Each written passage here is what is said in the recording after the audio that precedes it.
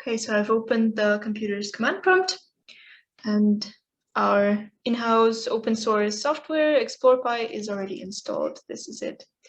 So as described in our documentation webpage, there are many commands you can call to interact with and configure your Explore device with the software. You can check impedances, for example. You can set the sampling rate up to 1000 Hertz. You can directly record data, and so on and so forth. No programming skills are required, as you will see, but if you want to integrate the open source code into your applications, you can do so. So you can customize it as much as you want. We will call on the visualize function to open our browser-based dashboard, and we're setting some filters just for data visualization. This does not affect the raw data, so I'm placing a notch filter and some bandpass filters.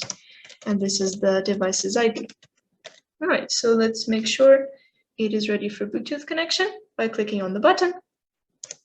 And now I'll enter the command to open the dashboard in Chrome.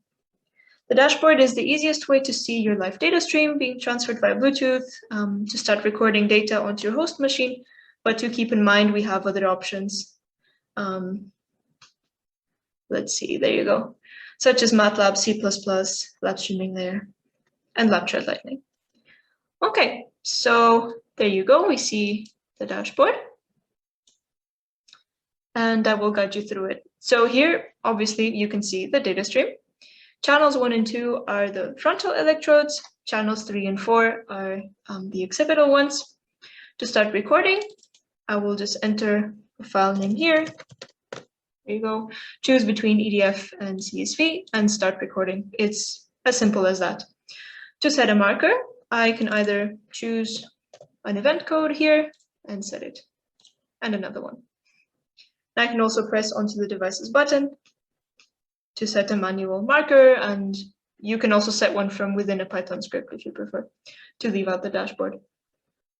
Before we get to the EEG signal, let me show you our motion sensors that are integrated into the device. So what you can see here are the accelerometer, the gyroscope, and the magnetometer in this order, all of them with 3 axes. And you see that they react, for example, when I tilt my head, when I nod, when I turn my head left and right, and so on. To go back to the EEG signal, here is another feature we've integrated, which is the spectral analysis, or FFT plot. You have a dent here at the notch filter at 50 Hertz, and else, well, a normal distribution of a cognitively active person. And now to look closer at the EEG signal, let us go back to the main window. We've chosen the EEG visualization mode. ECG would be there to compute the heart rate, for example. Let us leave the speed as it is. Here you have other markers such as battery level. So for you to see any real changes in my biosignals, I will lower the scale down to 200 microvolts. Remember, channels 1 and 2 are the frontal ones. Let me lower this. So at channels 1 and 2, if I blink, you can see a reaction there. If I look left and right, or up and down, you get a reaction there too. And of course, you can place the electrodes nearer to the eyes for a true EOG if you prefer. Okay, lastly, I would ask you to pay attention to channels 3 and 4, the occipital ones. I'm going to show you some alpha oscillations when I enter a so-called resting state. So when I close my eyes and stay still, look out for some more regular spindles or oscillations in the signal. All right, so there we go.